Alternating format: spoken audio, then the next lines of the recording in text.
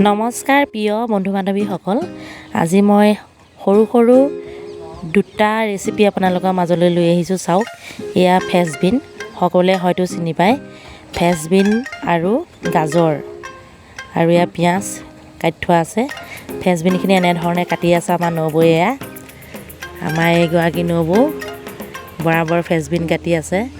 আনফালে এয়া বিট আৰু গাজৰ দুটা ৰেচিপি লৈ আহিছোঁ। অকণ দেখুৱাব বিচাৰিছোঁ আজিৰ দিনটোত মানে কিনো বনালোঁ। প্ৰথমতে তেলখিনি গৰম কৰি লোৱা হৈছে। এতিয়া পিঁয়াজখিনি দি দিলে।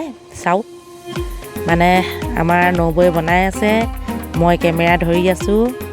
মানে আজিনো আমাৰ ৰেষ্টুৰেণ্টত কি বনোৱা হৈছে তাকে অকণমান আজিৰ দিনটো ব্লগ আৰু আপোনালোকৰ মাজলৈ শ্বেয়াৰ কৰিছোঁ।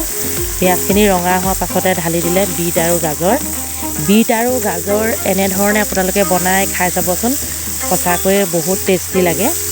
বিটটো গাজৰটো এনেও আমি চালাড বনাই খাওঁ, কিন্তু এনেধৰণে বনাই খাইছেনে আপোনালোকে নাজানো।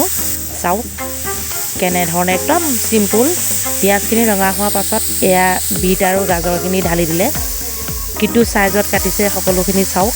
এতিয়া সোৱাদ অনুযায়ী নিমখ আৰু হালধি দিব, বিশেষ একোৱে নিদিয়ে। চাওক প্ৰিয় বন্ধু বান্ধৱীসকল, সাধাৰণভাৱে বনোৱা ৰেচিপি বিট আৰু গাজৰ, নিমখ দিছে সোৱাদ অনুযায়ী। আমাৰ নবৌয়ে বনাইছে।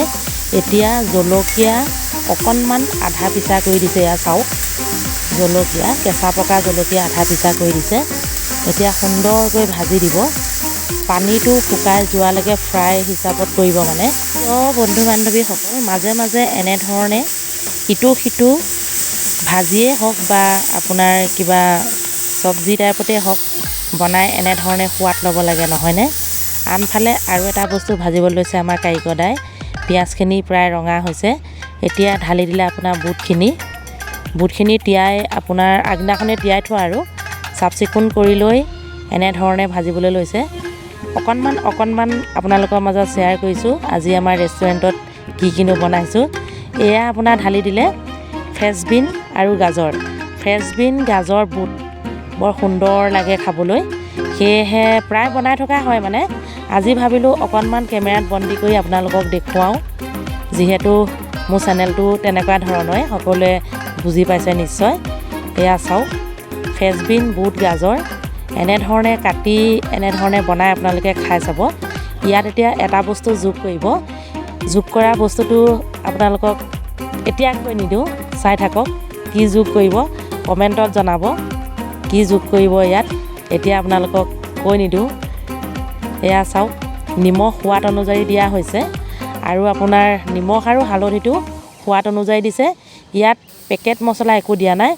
এইটো কিবা এটা পাত দিলে, কি পাত দিলে নক'লেও আপোনালোকে বেয়া পাব, নহয়নে?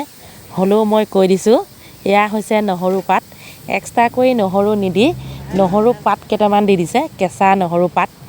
সঁচাকৈ কেঁচা নহৰু পাত দিয়াৰ পাছত গোন্ধটো বৰ সুন্দৰ লাগে, দেখিবলৈও বৰ সুন্দৰ লাগিছে। চাওকচোন, আপোনালোকে এনেধৰণে বনাই খাব।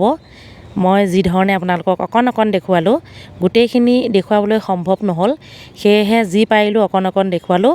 আজিলৈ আহিছোঁ, সকলোকে ধন্যবাদ জনালোঁ।